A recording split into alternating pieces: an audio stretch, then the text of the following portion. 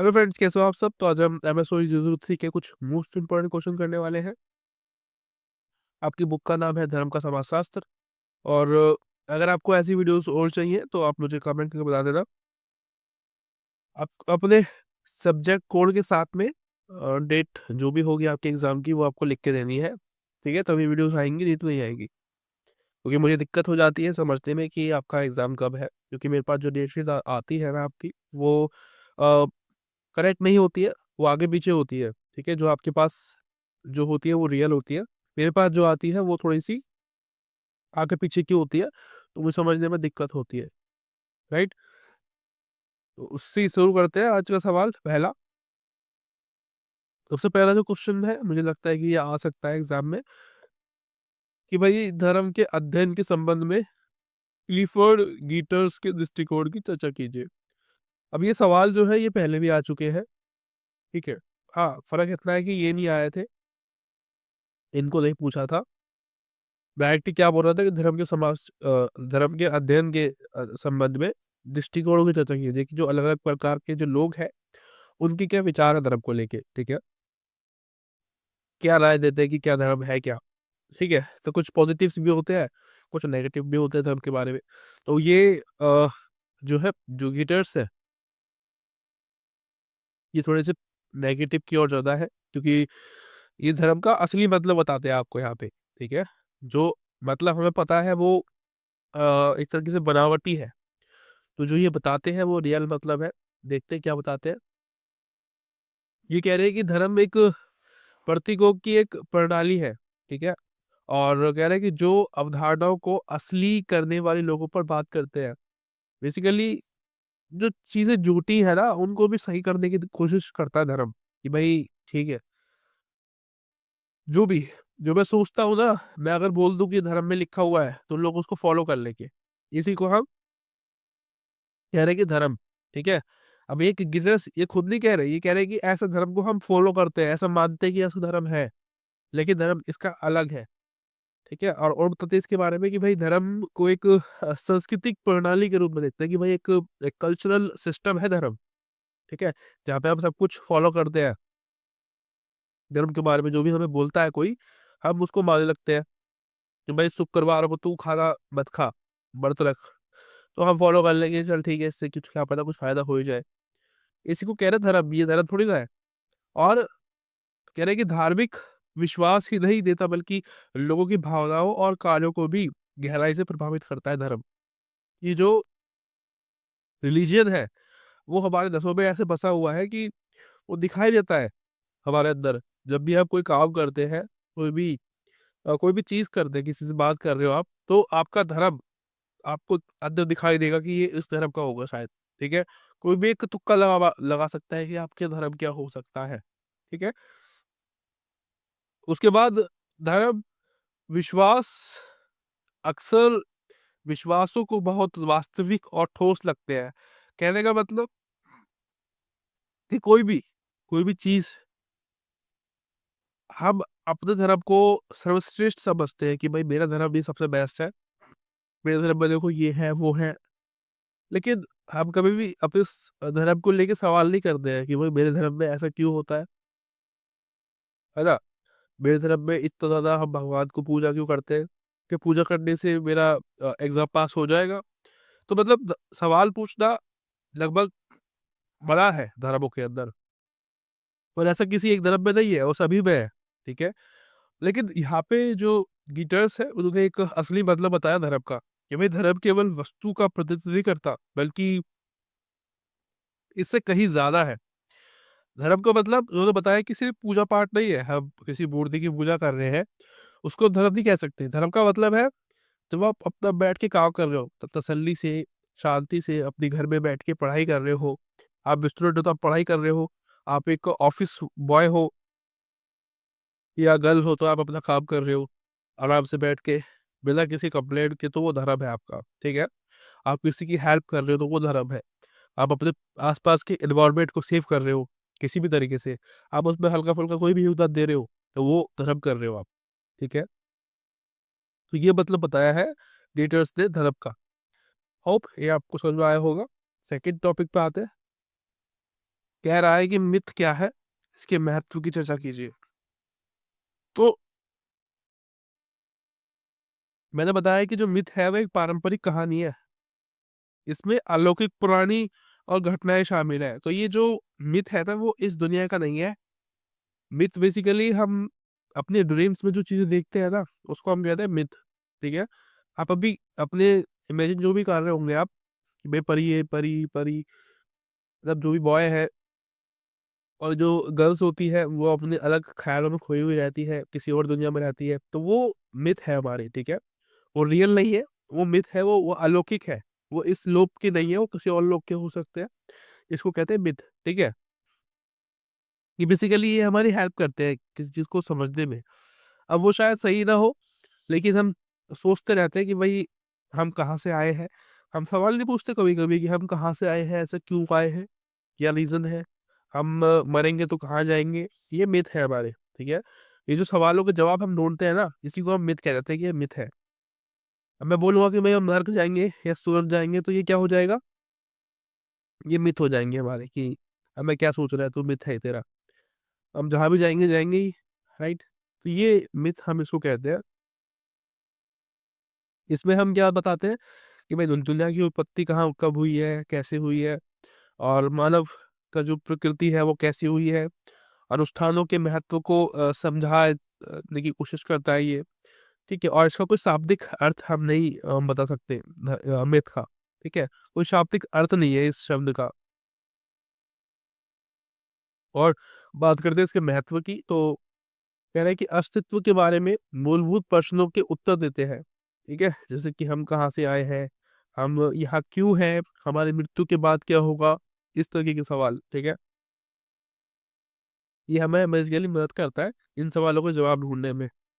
आचरण का प मार्गदर्शन करता है हमारे जो साहस है, जो बलिदान है, जो हमारे जो ग्रुप्स है, ठीक है? उनमें आचरण पैदा करता है, एथिक्स लेके आता है, ठीक है? संस्कार देता है उनको, समुदाय का निर्माण करता है और सामाजिक संरचना का उचित ठहराने की बात करता है कि भई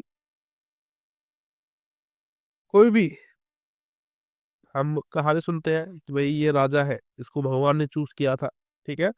ये जो कहानी हम बनाते हैं ना, ये जो सुनते हैं, ये इसको हम मिथ कहते हैं, ठीक है? यानी कि कोई भी मिथ उसको हम सही साबित कर देते हैं, तो हम इसको कह देते हैं कि ये धार्मिक है, ठीक है? मिथ को हम क्या कर देते हैं, धार्मिक में कन्वर्ट कर देते हैं कि भई ये राजा है ना, इसको राजा मानो, ये क्योंकि इसको भगवान ने भेजा है। इस तरीके की जो हम चीज़ें बताते हैं, ये मिथ है हमारा, ठीक है? बेसिकली ये धार्मिक हम इसको कन्वर्ट कर देते हैं। उसके बाद एम.एन. श्रीनिवास को ध्यान में रखते हुए धर्म और सामाजिक संरचना के बीच में संबंध की चर्चा कीजिए। एम.एन. श्रीनिवास, ठीक है? इंडिया के समाजशास्त्री है। क्या पूछ रहा है? उनको हमें याद रखते हुए क्या करना है? धर्म और सामाजिक संरचना के बीच के संबंध की बात करनी है, ठीक है? धर्म और सामाजिक संरचना। तो अगर आपको पूछे ना सवाल में पीछे कि भाई दृष्टिकोण बताएँ तो आप एक दृष्टिकोण इनका भी लिख देना, ठीक है? मैंने आपको बताया है नीचे क्या-क्या बता रहे हैं।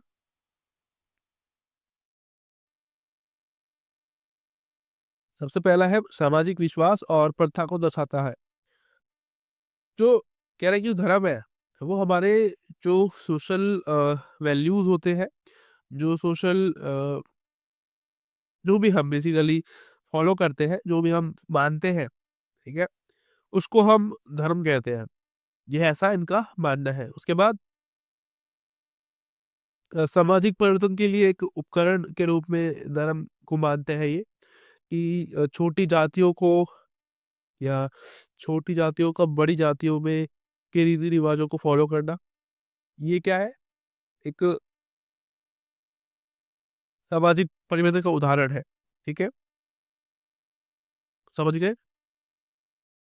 देखो, कोई भी छोटा समुदाय है, कोई बहुत ही निचली कास्ट की जातियाँ हैं जिनको हम कहते हैं, लेकिन ऐसा कुछ भी नहीं होता है।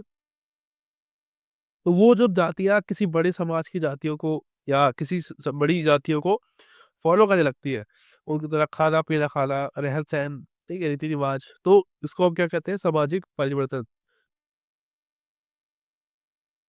उसके बाद पहचान और एकजुटता के स्रोत के रूप में धर्म, और दूसरी तरफ जो धर्म है वो हमारे अंदर एकजुटता पैदा करता है। ठीक है, अब वो बेशक हमारे जो धर्म के सगे लोग होते हैं, जो हमारे धर्म के ही होते हैं, उनसे हमारे रिश्ते मजबूत करता है। ठीक है, क्योंकि उनकी हमारी साझा प्रथा होती है, रीति रिवाज सेम टू सेम होते हैं, तो जो है हमारी दोस्ती अच्छी हो जाती है हमारे धर्म के लोगों के साथ में। उसके बाद धर्म और सामाजिक संघर्ष, ये हमारे अंदर संघर्ष भी पैदा करता है। ठीक है, क्रांतियां करता है, हमें हमारे बीच में लड़ाइयाँ करवाता है। कौन? धर्म। अगला क्वेश्चन है, समाज में धर्म पवित्रता का प्रकटीकरण है, चर्चा कीजिए। तो क्या है सवाल, समझ गए आप? कि जो समाज में जो धर्म है वो क्या है, पवित्रता का प्रकटीकरण है, यानी कि धर्म एक तरीके से पवित्रता है। ठीक है, धर्म से हमें क्या दिखता है, पवित्र। जहाँ पे धर्म लग गया वो पवित्र है, कुछ इस तरीके की बात यहाँ पे ये कह रहा है। समझते हैं इसको, क्या कह रहा है? धार्मिक विश्वासों को समाज के सामान्य जीवन में शामिल करना, जिससे वह दैनिक जीवन के सिद्धांत अंग बन सके। बेसिकली सीधी सी बात ये कह रहा है कि जो धर्म के अंदर जो अच्छी बातें होती है, ठीक है, अगर उनको हम फॉलो करें, कि भाई विश्वास जो होते हैं धर्म के अंदर, कि ये करना चाहिए ये नहीं करना चाहिए, तो हम पवित्र बन जाएंगे। ठीक है, ऐसा ये जो स्टेटमेंट लिखी हुई थी ऊपर, ये कह रही थी, इतनी जो स्टेटमेंट लिखी हुई थी, इसका अर्थ ये है। ठीक है, पहले आपको ये बता दें कि इसका अर्थ क्या था, उसके बाद फिर आपको आगे की बात बतानी है। इसमें क्या है कि सामाजिक आस्था का एकीकरण करती है धर्म। ठीक है, धर्म जो है बेसिकली मंदिर, मस्जिद, गुरुद्वारे गुरुद्वारे संस्कृति के केंद्र बन जाते हैं। ये ना केवल पूजा के लिए बल्कि स्वास्थ्य सेवा, शिक्षा, इनको देने के लिए भी काम में आते हैं। ठीक है, धार्मिक स्थल जो होते हैं, तो ये क्या है, पवित्रता का स्थान बन गया। एक रीजन तो ये हो गया। दूसरी बात, दैनिक जीवन में धार्मिक मूल्य शामिल है, जैसे कि सत्य, अहिंसा, करुणा, ईमानदारी, ये हमारे दैनिक जीवन में शामिल होने चाहिए। तो क्या होगा, हम धर्म का काम कर रहे हैं। ठीक है, उसके बाद धार्मिक त्योहारों और उत्सवों का समाजीकरण करना, यानी कि मैं हिंदू हूँ, मेरे आसपास में मुस्लिम भाई रहते हैं, और मैं उनके साथ में जो अपना त्योहार है वो सेलिब्रेट कर रहा हूँ। ठीक है, तो ये क्या हो गया, धर्म का समाजीकरण हो गया।